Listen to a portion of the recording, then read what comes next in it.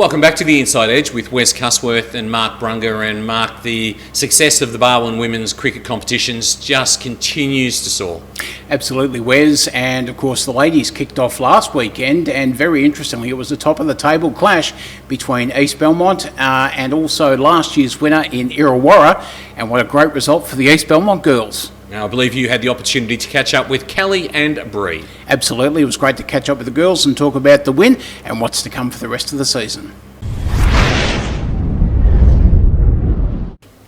Well, ladies, welcome to the Geelong Cricket Show, and great to catch up with our lady cricketers once again. And first of all, Kelly, great start to the season. You've only lost one game for the season. That was to Ocean Grove. It was to Ocean Grove, yes it was. Yeah, we've had a really great start actually.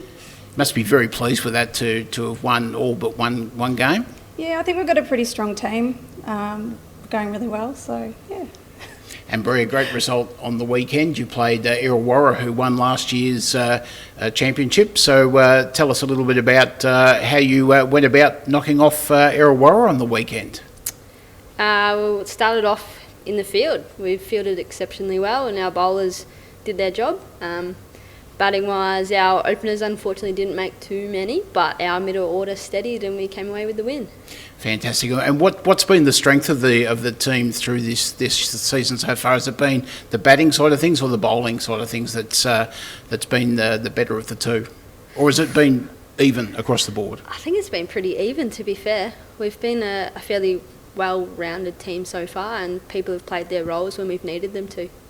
And I suppose at the halfway mark, with only the one loss, that the team is starting to talk about finals and what that might hold as well? Yes and no. We sort of take it one game at a time and try and play well for that game ahead. Whatever happens in the finals will happen and we'll get to that when we do. And Kelly, we were saying before we came on that you've got two teams again this year, and this year that you've been able to look at things a little bit differently to what you did last year? Yeah, I think last year we sort of really focused on getting participation and getting as many women to the club, which was fantastic. And even this year we've had amazing numbers, and to the point where we've really probably had to juggle a little bit, especially with our seconds team. But it's been fantastic, and I think for us, it meant that we could put our stronger team together this year, and I think that's really paying off now, and you can see by how we've been performing. So. And how are the second 11 travelling? Really well. They sort of had a bit of a slow start, but they're really coming home now. So yeah, I think they're where are you sitting now? About third, I think, on the ladder. So maybe fourth, but yeah, look, I'm pretty proud of them. I think they're doing a fantastic job. So good times at East Belmont. Oh yeah, definitely. And Bree, this week you've got Barrable this week, and they've been flying under the radar a little bit, I believe. Yeah, they seem to be a little bit like they might be the underdog, and it's certainly going to be a good challenge to see where we're at against them. And what do you think of your chances going into the game? Do you think you've got enough firepower to keep them under control?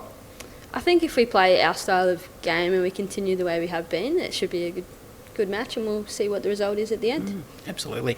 And Kelly, we mentioned only 4 games left until the end of the season. Yep. So what's your run like on the way home? Well, we're facing, I think, Port Arlington again, and a couple of teams we've already played. Manifold Heights should be a really good game. Looking forward to playing them again. That was a really tight game at the start of the season. So I think it'd still be challenging, which is good. I think that's good for everyone, just to, keep improving, so it's good. Absolutely. Well, ladies, best of luck for the rest of the season out at East Belmont Way. We know they like to win cricket games out there, so best of luck for the remaining 4 games of the season, and hopefully finals just around the corner for you. Thanks very much. Thank you. Thanks for having us. Yeah, thanks.